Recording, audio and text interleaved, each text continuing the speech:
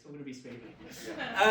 What I want to start with is there's a quote by Tom Gosney, who owns an amazing pizza oven business. And it sounds a bit morbid, but it's actually kind of very cathartic and reassuring. But he says, building a brand every day is the feeling that there's a million missiles pointed towards your head. But that feeling, when you accept that feeling, is kind of reassuring and you actually start to enjoy the process. So I think everyone in this room building a brand is fucking hard. It's always hard. You know more than most, Perry. But I'd love to know, like, what are some of the missiles pointed at your head right now and how are you laterally thinking differently to solve those problems? So Emma, we want to start with you, then we'll bounce it around. Ooh. Hi Ron, I'm from Botivo, I'm one of the founders. I guess this question can be interpreted in so many different ways. Go for it. I think the missile maybe aiming at our head, I guess, as a non-alcoholic brand is probably the category and like the perception of the category and the propensity for tribes within the category, which I think is probably one of the big challenges that non-alcoholic brands have, where, you know, we're sort of forced into these boxes of like, this person's moderating, this person's sober, this person is a drinker or whatever. And I think for me, from the beginning, our challenge has been like, which box do you fit into? And like, you know, like are you a non-alc drink? Are you are you for sober people? Are you for moderators, etc.? And I think for us, we've navigated that by trying to really disrupt things and sort of try and create our own category, which actually isn't about drinking or not drinking, but is about the kind of first brand which really represents inclusivity in the sense that you can drink Botivo with alcohol, you can drink it without alcohol. And we always say internally, you know, we are a non-alcoholic liquid, but not a non-alcoholic brand. And I think for us, that is the biggest thing, is, you know, the category trying to force you into boxes and buyers wanting to force you into boxes and you trying to basically avoid those boxes and trying to create something new. And the way we've done that is to completely think about the language that we use and the language that we don't use. So, you know, we never talk about dry Jan, we never talk about moderation, we never talk about drinking or not drinking, we just talk about pleasure and experiences and taste, and that supersedes different consumers and different categories and different occasions. And so that for me is, I guess, the biggest missile is being pigeonholed too early and then having no flexibility as a brand to do something exciting. So avoiding the boxing, I guess, is ours. And Perry, from your perspective, mate, you built brands that start with this sort of die-hard niche and then push out and open the language up, change, and go into that bigger mass market. What are some of the lessons that you've learned about that? Oh, joy. In terms of missiles. Well, in terms of what Emma's saying is not being pigeonholed into a category. I think in terms of the language. I mean, brain's slightly dead, sorry about this. I would say that the proliferation of noise and the categories that, you know, everyone in this room are probably desperately keen to get into. The big thing that's happened is that there's just so many people out there who can now start businesses, and I think 20 years ago that wasn't possible. So the barrier to entry has created an enormous number of people coming into categories. And actually the other thing is AI has meant that they've actually produced some really compelling and brilliant, clear propositions. So I think, you know, for me, the solution to that has been finding your niche and weirdly going deeper and deeper into a more clear and clearly refined, more focused proposition. Yeah. And I don't think that was the case before. I think you've got brands like Cross to Malika, for example, that started out with, you know, this amazing range, and it gets to a certain size, and we're doing that now. But now, if you think about it, every single one of them products they have, gelato or breadsticks or pizza, there's someone else doing it brilliantly. And I mean, your brand is amazing, by the way, right? And we have it on the table every day. It's sort of inspiration, you know, it's just brilliant. But it's very single-minded, and it's incredibly simple and very clear. So I think you've done an amazing job of it. It's bloody annoying how good it is, actually. But yeah, so I don't know if I've answered the question. Sorry, bit brain dead. Well, no, so you're saying go further into your niche. So yeah. Like to go into that with Cross to Malika, because you did that big rebrand, and it feels like that's now sort of spreading everywhere. I think everywhere fucking go, I see it, which is obviously great news. But I think because you very kindly sent some of the questions that I didn't read until I was in the car. No but one of the questions later on comes to this idea of starting out as a niche brand and being special.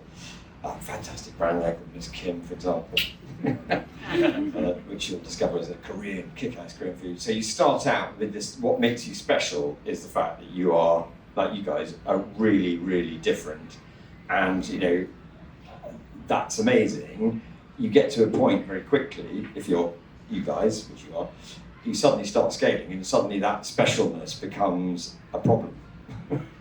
And I think a lot of good brands start out and try and broaden quickly and do lots of different stuff, and then they forget what actually made them brilliant in the first place. So, yeah, I haven't really answered your question at all there. I mean, I think what we've done for that, so that kind of question around how do you move from being a sort of indie cult brand to moving into the more mainstream, that's a challenge that we're currently navigating as a brand that's just moving into sort of grocer and stuff from delis, and, you know, we're now in like 45 the top 100, we're just, you know, in Waitrose, Ocado, etc., but, you know, not quite on that mainstream edge yet. And for us, like, the strategy is like one key thing, which is don't forget your core. Like, don't forget that the people that are driving your brand are the early adopters. They're the people who took you on really early. They're the ones that told their friends about you. They're the ones that are super foodie, that are kind of quite like leading edge.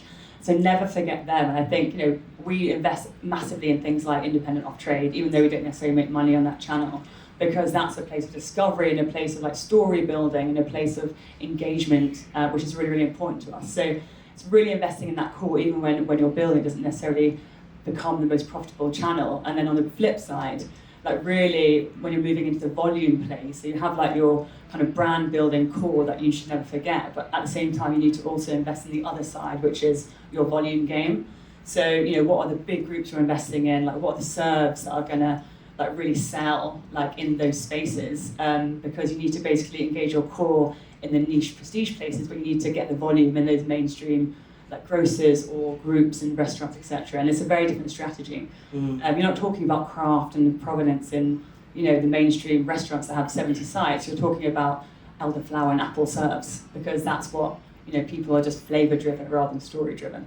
So it's about thinking about how you keep both at the same time. I think Andy, let's go to you, mate. 'Cause, you know, I think we were talking on the phone last week about how I think one of the things you do is not many people know, you know, mushrooms right now are still very nascent. And I think what I love on your website, even the way you sell it, is that you sell it by benefit. So peace, calm, whatever, fill in the blank. But it's not going to kill me. But I'd love to know how you focus on changing the message from that die-hardcore group to opening it up so you can sort of push mushrooms mainstream. Yeah, I was actually going to start by asking a question. Do people know what functional mushrooms are here? Show of hands? Yeah, it's so interesting, because if I asked that question 4.5 years ago when we started, maybe one person would have put their hand up, and it's quite incredible how, like you were saying, Perry, it was such a niche thing to know about. Like, no one knew what functional mushrooms were. So we started with an immense barrier, which we named Mycophobia, which was the fear of mushrooms. No one understood what they were because no one had been taught they were. So we've now gone into a place where, you know, like you're saying, Dan, is we went for the die-hard people, the people that really care about quality and efficacy. You know, DIRTEA started in a place where my brother and I lived a certain way of life, and we wanted to pass that on to others, and that's why we created these DIRTEA products. And to get that customer, to get people on board, it was just about education. So we turned ourselves into the authorities of functional mushrooms.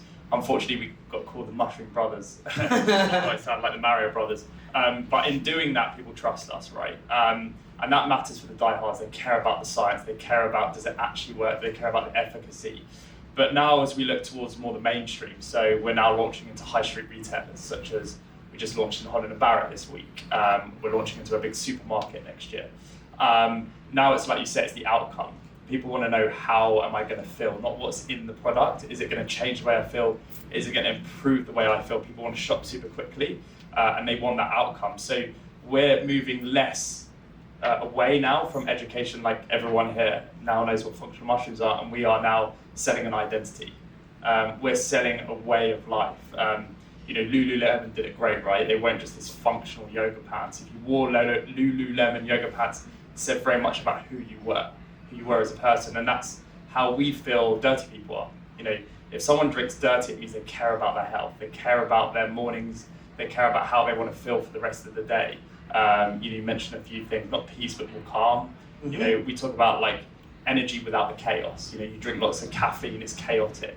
Drink dirty coffee, you feel this calmer energy. So we're now moving to a space where we're selling an identity, join our community, join our brand, and feel a certain way.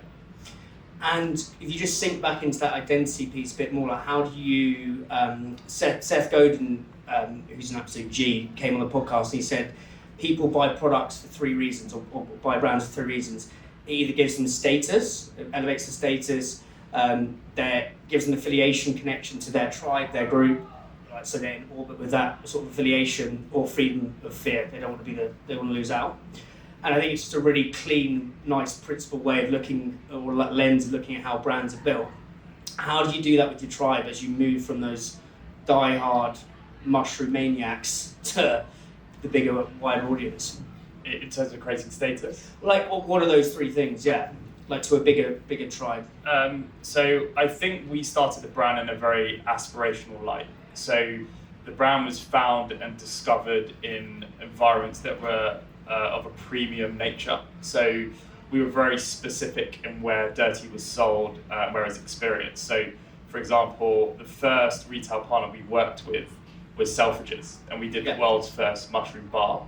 And we didn't just want to be on shelves, we wanted to create this immersive experience where we could educate, have ambassadors, get people to try the product. But Selfridges, we actually lobbied for them to put us in the entrance next to Loewe and Louis Vuitton. So suddenly, like, Dirty seen as more of a luxury brand in that light.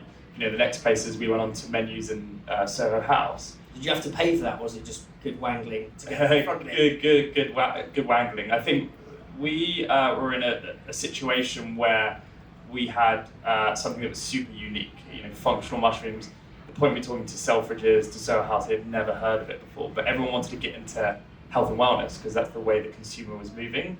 And the way in which we were very design-led. Everything was about elevating the aesthetics. Very much like, think of Aesop, right? How many people buy Aesop because it just makes the bathroom look better and they like their guests to come and see the Aesop bottle?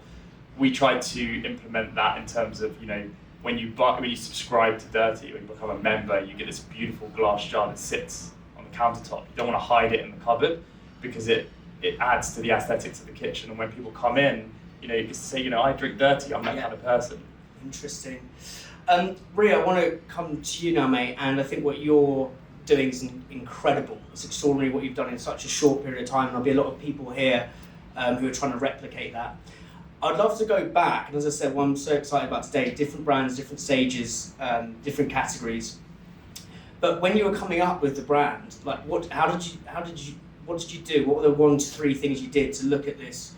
And I suppose I'm asking this for these guys here who are trying to get into, say, a Tesco's in 6 months. How did you look at the world, and how did you begin to create all the Aunties? For those who don't know us, my name's Ria. I'm one of the co-founders of all the Aunties. Jack, who is also my brother-in-law, is sat there. And it's just the 2 of us in the business, so we are very early stage. We launched in March, and we make handmade pinot. But I would say, so the whole mission behind the business was always to be a brand that I felt like I wanted to shop in the supermarkets. I felt like the South Asian space specifically had been really dusty for a very long time and actually didn't serve me as someone who has grown up in a family with 3 generations not having lived in India. So food has been a huge part of my identity, just in terms of maintaining a sense of identity and heritage, but it's very much been shaped by different contexts and different cultures. And I grew up eating seasonal ingredients that were spiced with South Asian spice blends, and I really wanted to showcase that. And so part of that branding journey was one of the first things I thought about, and we did that through hosting lots of supper clubs where I would cook and make some of these very fresh, part forward, family inspired dishes. And one of those ingredients that we would make was always paneer, which was really fresh. It was handmade. We would fold the aromatics like my mum did, and it was super popular. The consensus was that people felt like they couldn't find the ingredient, and that whenever they could find it, it was really poor quality. And so it was one of those moments where I just thought it was an ingredient that had been really underrepresented for a very long time. So at that point I was okay, this is like, the mission is to sort of champion heritage ingredients for global consumers and for modern diets, and kind of break it out the curry house, literally get people using it across cuisine. And so I wanted the brand to feel rooted in authenticity, but also quite modern and playful. And so I'd spoken a lot about, and I wanted it, all the aunties, I wanted it to be like family inspired. And so I had spoken to a branding agency that I think my dad had put me in touch with. This is like when I was like, it was a pure side hustle. And they sent back like a list of 20 names, of which I honestly think they got from ChatGPT. And I just hated it. And I was like, I'm gonna try doing it myself. And went through an exercise for like 3 months on Canva. But I like tried building it out on Canva myself. And I knew I wanted like, I had the name, I wanted it to be like 3 generations of my family, the women of the family who cook and who like share their love of cooking. And yeah, it took those images, went to an artist, paid her £400 for the three like amazing illustrations that we have now, and then spent like 3 months on Canva making it look the way I wanted to. And then the first like version we took to retail was printed and taped by me, and glued onto some cardboard. And that's it. It looks essentially the same as it did. That's mad. And did you like go on a Canva course or something? Because I've tried that. It's not. I didn't even have Canva. No, I didn't even have Pro. Wow. And now we have Pro. It's changed my life. But yeah. And then now you're in Tesco. Like that's a huge achievement. What have been sort of the unforeseen challenges that have begun to sort of sprout up along the path? Yeah, this is a good question. Jack and I were talking about it earlier because we've not got any like sexy kind of like big disasters or missiles. We've got really boring ones like the stock isn't on shelf, and that is a nightmare. Like compliance is a really big issue, and for a small brand of 2 people who don't have loads of money, you can't just spend thousands and thousands of pounds making sure your product is on shelf. So we've really like leveraged our community, which we're building online largely, to go and do some of that merchandising for us. So we did like a big call out and a big giveaway, and got people going around like nationally taking pictures of the product on shelf and getting them to literally pull it out of the storeroom onto shelf. And that continues to be a challenge, and one of those things that's really boring but so important. Like if it's not on the shelf, it's not going to sell. And then a whole other thing is on forecasting. Like had you told me that like the forecast would be like up here and then they'd actually end up ordering 10% of what they said they were going to, you'd be in disbelief. But like there's a lot of learning there in like understanding how to forecast yourself as a small business, especially with short shelf life, and if you're in fresh, everyone will know the amount of waste that you have to manage. And if you're trying to be sustainable and you're trying to manage that, thinking about creative ways you can kind of, forecast yourself from your internal learnings. And Jack has built something very clever on Power BI, which basically looks at the average ordering versus what the forecast is. And I think it's something like 10% of what they say they're going to order, they end up actually ordering. And that is the work that we do as a 2-person business to kind of, dodge the missile, so to speak. Amazing. Yeah. And then, Emma, when you're working more with sort of the bars and stuff, what are the obstacles with that? Because I love the way you're sort of building the brand, leveraging the distribution as your marketing. I know that's kind of a wanky way of saying it, but everyone says that. But using the status of the restaurants. I know you guys are doing a marvellous job with that. But what are the challenges of getting that going? Like if you're stuck behind the bar, how do you get it on menus, like all those sort of things? I talk about this quite a lot because I think, like a lot of you guys will obviously work in marketing, and when you do marketing, and that was sort of my past life, you're sort of taught that the first stage of the funnel is like awareness. You've got to go out and you've got to like tell them about your product, and that's sort of the first bit. And I always think that when it comes to categories where people don't necessarily trust that category because they're in its infancy or not the products are where they should be, there's the stage before that, which is credibility, basically. And so for the non-alc category, when I came into it, I'm not actually I'm not a typical non-alcoholic drinker. I'm like an alcohol drinker, and that's why I joined Botivo, because I tried it and I was just like, what the hell? It's delicious. And I think for me, what became really clear was that like we had an entree first strategy, and that wasn't just because it's cool to get into nice restaurants. It was because I realised that with a category like ours, which is not very trusted, and it was 3 years ago when we launched, there's a whole stage of credibility. And the way to get credibility is to do a few things. You can go to tastemakers, so people like Grace Dent or Alice Lachelle from the FT, and get it into their hands and hope they say something really nice about it and then amplify that. Or you go to, which we did, which was our first strategy, and the second one was then finding those places which are the iconic prestige restaurants like St. John's, River Cafe, Mountain, etc., getting them to put it on the menu and then using that as a way to then get other restaurants to do it, because everyone wants to see another restaurant taking a risk on you and to have a bit of a validation of your credibility and how delicious you are before they're going to take the risk. So actually our whole strategy wasn't on-trade strategy, but that was driven by the whole idea of this credibility that we had to build, because the category is quite unique because it's so young and also it's so variable in terms of the quality. So you have to have that stamp of credibility before you can move to that awareness stage. And now we've got that, and we're established in terms of the quality. Now we're able to go out and do that volume play and go to that more mainstream concentric circle. But yeah, it's been absolutely critical in our strategy to spend a lot of time on that. And it wasn't the first year or even year and a half was never about volume. It was about how do we make this really credible and get into the hands of people that don't just sell stuff because they're getting money from influencers, but people whose careers depend on them saying something is good because it's actually good. So that was a key part of the strategy. No, it's fascinating. I see you guys popping up all over the shop. It's incredible. One thing I want to discuss, I really believe in brand building. Sometimes a small, innocuous, and sometimes a name tweak to packaging, or I think Michael from Citizens of the Soil was saying, he came on the podcast. Oh, there we are, mate. And he was like, I think you changed the thing on D2C from buy olive oil to join the olive oil club. That one little change, join the club, and suddenly sales went all over the shop in the best way possible. What have been some of those things for you, these small little tweaks? Perry, let's start with you because you've worked with so many brands that have led to these massive kind of upsides in the brand. Well, just before I answer that question, I just want to say you three are extraordinary because everything you just said is like a masterclass, and it's very rare to find 3 brands like this. It's quite an amazing lineup.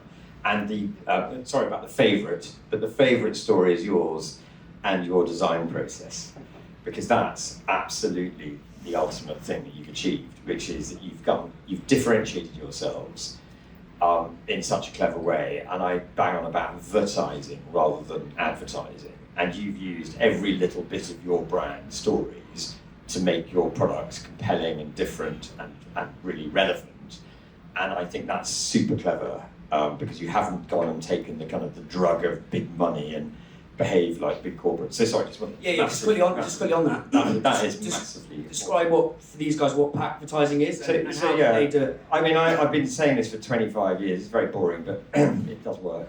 So, and it's not just a cheap sales trick, but ultimately in the world of food, and particularly in grocery, but it's not just grocery, it's very tempting to spaff a load of cash on big wanky advertising campaigns and sort of think that everybody's interested in what you have to say. They're not.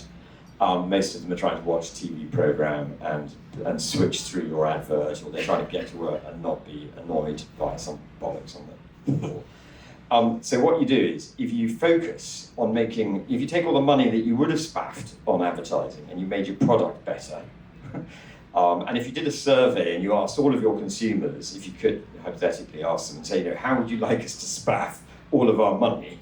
Would you like us to do some advertising, or would you like us to make the product better, or cheaper, or more available, or easier to use? I think we all know where the majority of people, unless they're really into advertising, they're going to answer, make my product better, please, and offer me something better. And in fact, we've actually just done this, brutal plug. We started a sofa business a few weeks ago. Sofa, yeah, I know it's all your foodies, but So we started a sofa business called Splendid, and our mantra there was to say, right, we're going to make sofas that are not shit, that's a good start, but we're also going to make sofas so that they last 100 years, okay, and when they do finally go to the sofa heaven, you're all just left with a spring if you buried it, it's all natural. And we're going to spend 0 money on marketing, and we're just going to get our founder's daughter, Daisy, to do a video. We launched it 4 weeks ago, and last weekend we put the video up of Rowan talking about wanky advertising and how companies, ranting about how shit sofa companies are. And we have 10,000 followers on Instagram over the weekend, which is insane. I mean, Rowan is not famous, and we've sold 20 sofas. you know, at £3,500 a go. And so it's the same. By the way, it's a lot easier making money on sofas than food. So do that. But yeah, so anyway, back to the point is you've hustled and you haven't gone down the mainstream bullshit. You've done the brilliant entrepreneurial challenger idea of, if I can get my product endorsed for free by the hotel, I went to that, we went to that hotel that's in Knightsbridge, really expensive spa. Oh, the Barclays. We pretended we wanted to be members just so we could get a coffee there. But they took us around the spa for a laugh, that was funny. And you're in there. Yeah. And they're using that so that they could charge idiots like us, you know, thousands of pounds to become members of the club. It's just genius.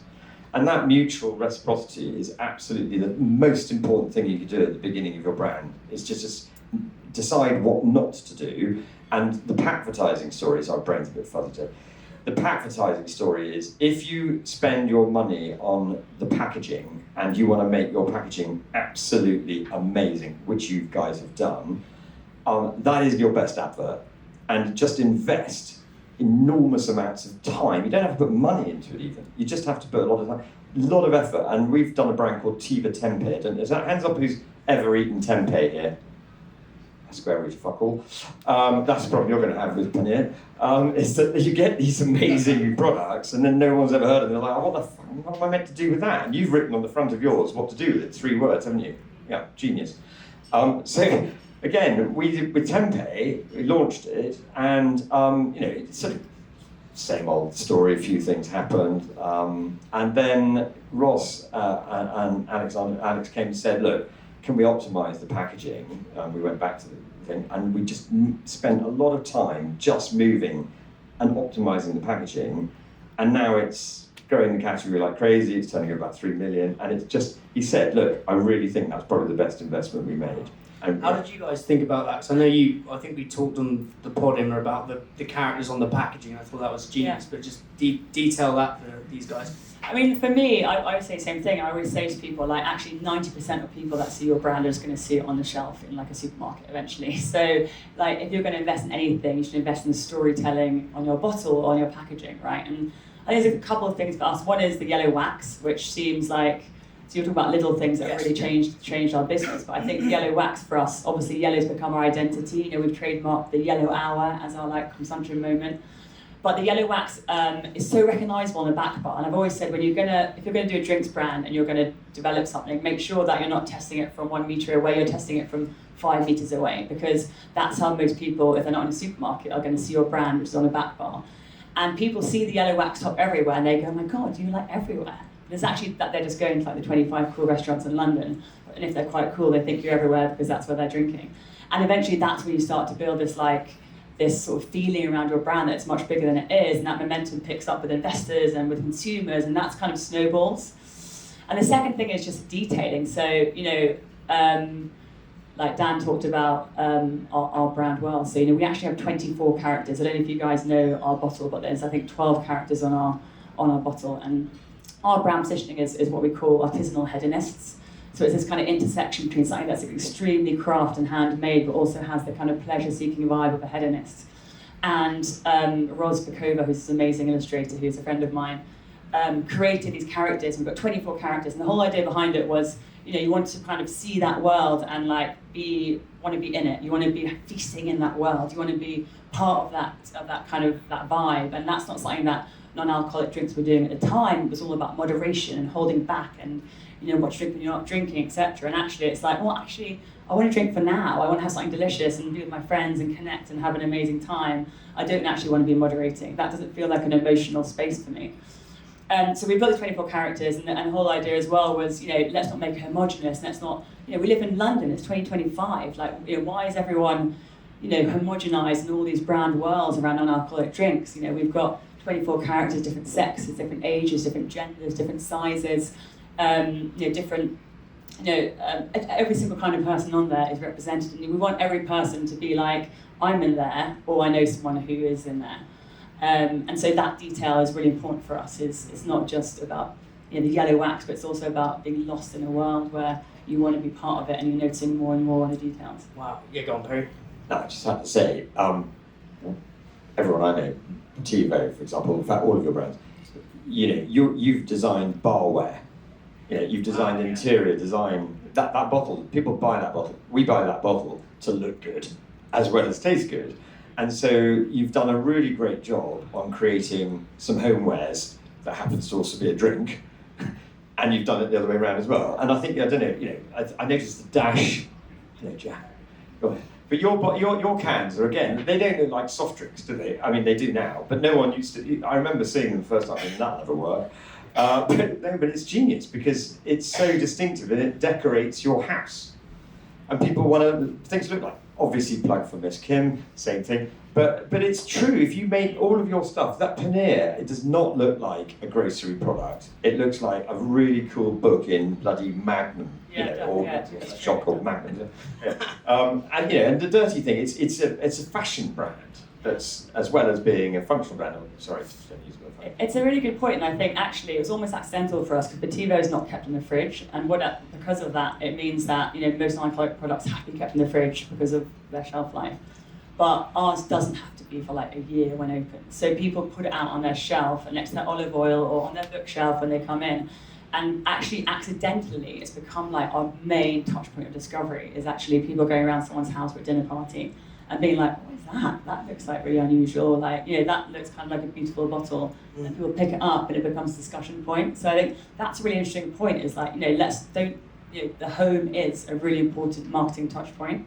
And if you can create something where people want to put it on show, want to be seen drinking and it looks kind of gorgeous, then that's actually as important as an out-of-home advertising piece because it's intimate, it's peer-to-peer, it's like an actual valued point of discovery.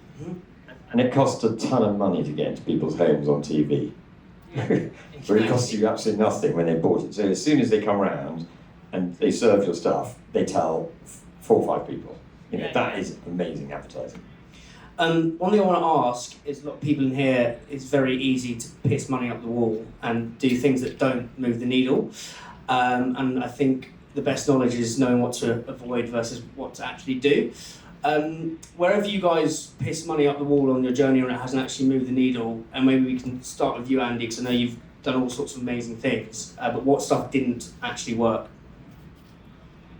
I got quite a lot. I guess I really care about brand and creativity, and I like putting my art out into the world. You mentioned like fashion brand. That's exactly the lens we were looking for when we were designing Dirty. So the intersection like fashion and wellness is something we always spoke about.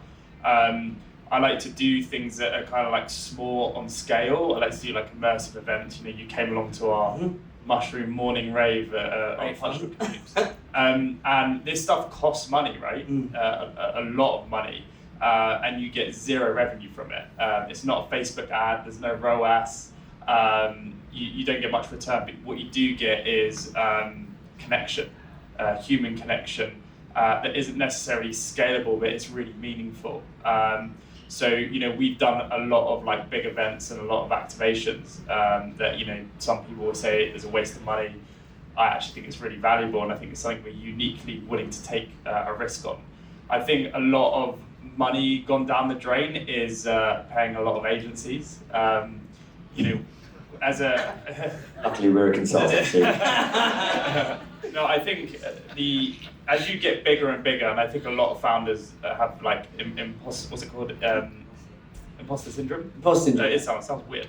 Imposter syndrome is like you get bigger and bigger, you start to think that you don't actually know what you're doing, and you start to become quite insecure, and you think you need others to either tell you what you're doing is right or to give you another direction.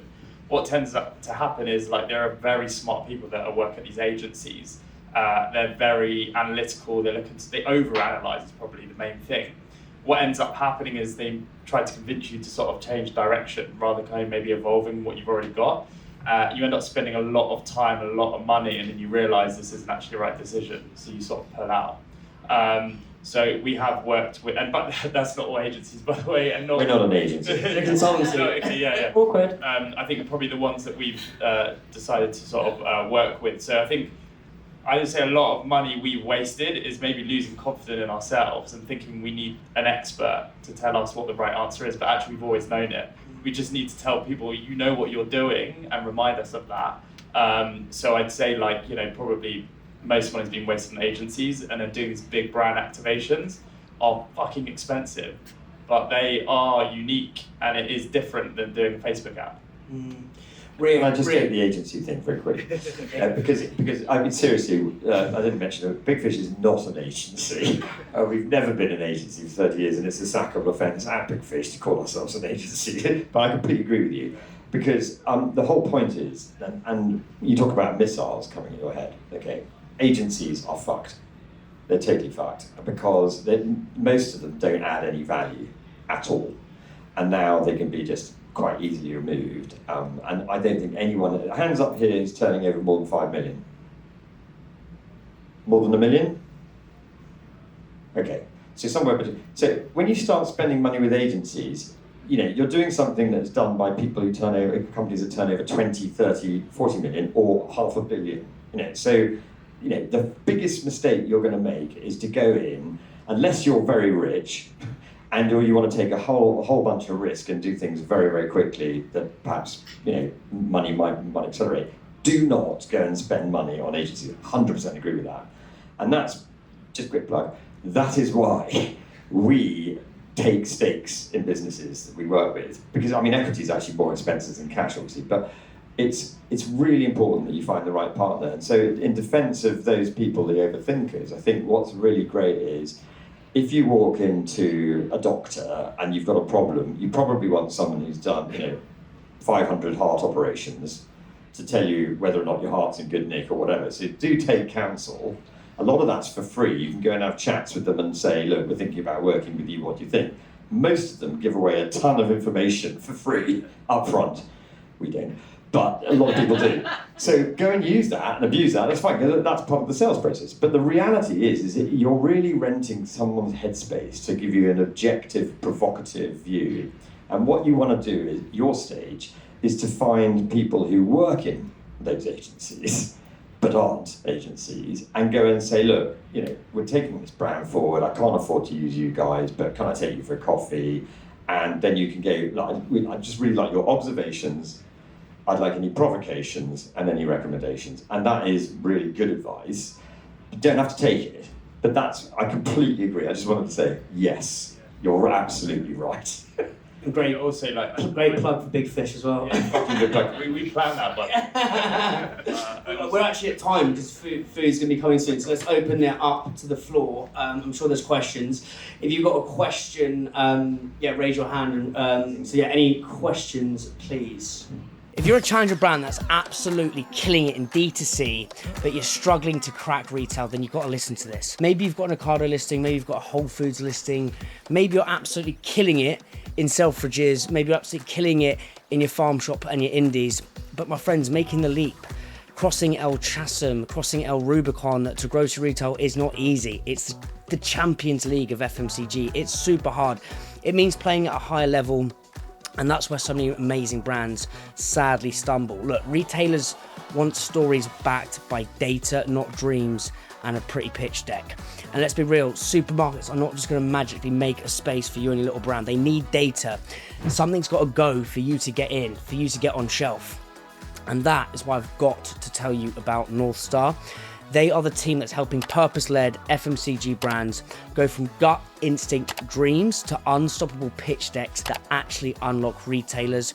North Star are not like another data company that force feed you data like foie gras, that act like a NASA space mission. It's super, super simple to use. Their team are amazing and they actually get the challenger mindset. North Star are your shortcut to smarter decisions, stronger pitches, and investor confidence, all built specifically for challenger brands like yours. You don't need a massive sales team, you need North Star. Link in the show notes, click that link and you'll be able to book a free demo with North Star. Highly, highly recommend that, and thank me later.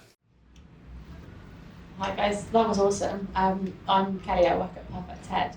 You've talked a lot about pack advertising and out-of-home marketing, like the right restaurants and in-house placements. And you made me think, could you create a successful brand without spending any money on paid media? Is that possible? Who wants to take that one? Because I don't know. I mean, I'm actually quite a big believer in paid media. Dirty word. And the reason for that is, like, I think that you can create, like, quite an aspirational experience if you invest in the aesthetics of your paid media in a way that you can't on shelf, or you can't necessarily control on trade, because you don't know how someone's going to serve you, you don't know how they're going to talk about you, etc. And actually, when you're in the early stage of a brand building, you can make something look fucking premium, you can make it like tell the right story, you can stand out and be quite disruptive and control that space. And I think it's quite difficult to control things when you're a small brand outside of that, because you go to a supermarket, how they're going to put you on the shelf, how they're going to talk about you, restaurants, how they're going to list you, like you can't stay on top of it. And then for me, it's the one space when you're brand building that you have complete control over. And later on, probably not, but I think when you're starting out and you're trying to control the stories you're telling and the people you're talking to and the occasions that you want to own, it's the place where those stories are built. So I'm a big believer in it personally, and I think you can do it later on, but in early stages, I think it's essential. Andy? For us anyway, and our category, maybe other categories are different. So I think that paid media is basically made it so much easier to access an audience, and it's removed people being bold and daring, and it has damaged creativity. I think about all the brands that I grew up with and loved. They were these incredible intention seekers that used creativity, boldness, and art to get people's attention. I think like right now, if you understand how to make content and understand the algorithm, there's some incredible brands that have launched recently that are building in public, telling their story and bringing people on that journey, and they're spending zero amount of money on advertising, and they're building. I think paid media just made it a lot more easier to acquire an audience, and it definitely helps to scale faster.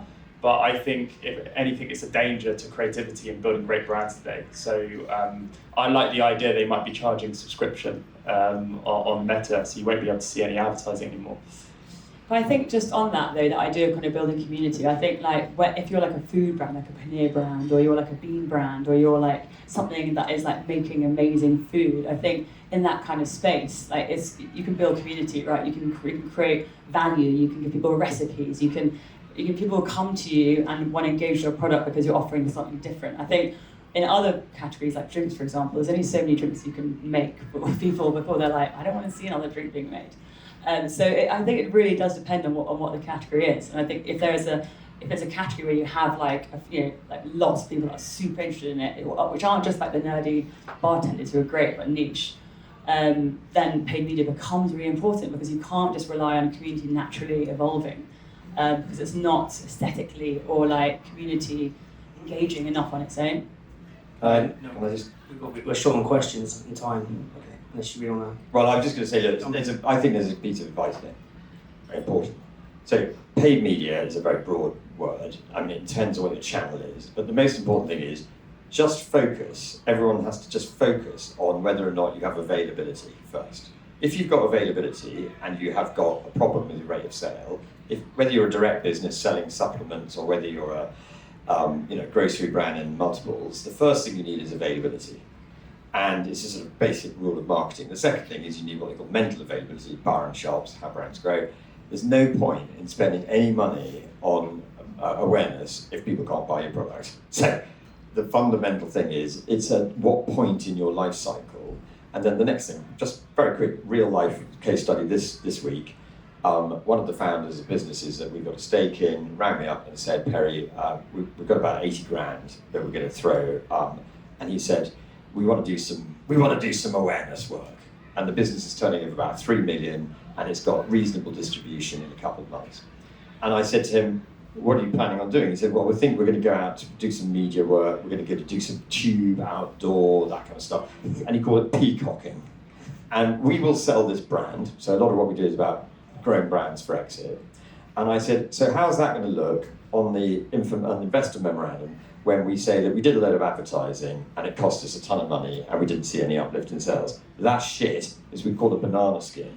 So why don't you spend all the money with the retailer and say, let's do a controlled test and go to a 20 mile radius and spend the money on in-store, around store, make sure that we're close to the proximate point of purchase. Let's just spend 50% of the budget on that, see if it works. If it works, let's do more. And this guy used to work for a large, big company, and just took that thing. So I completely agree. There are appropriate ways of getting the right media, and of course you've got to spend money. I was just talking about social media though, like Meta. To be fair, out of home, that's a much bigger, later stage. Different fish. And you can really slip up on it. And I think there's probably people in this room who know that they've done good and bad efforts on that. And it's like light bulbs to moths for entrepreneurs, because it's frankly very exciting to see your brand and your friend go, oh no, I'm on the tube. It's very exciting. I mean, if you want to do that, that's fine. But that's really the measure for success, is get your brand into distribution, make sure it's available, make people understand it, but at the point of fixture, get that availability, and then go and spaff a load of money on awareness. Amazing. Sorry, Yeah, spaff. keep saying spaff. Any more questions, please? Rich in the corner there, please, mate. Hey, I'm Catherine. I'm the founder of Cuts for Coffee. We make specialty coffee and Bagstock tea bags. My question's for Andy for Dirty.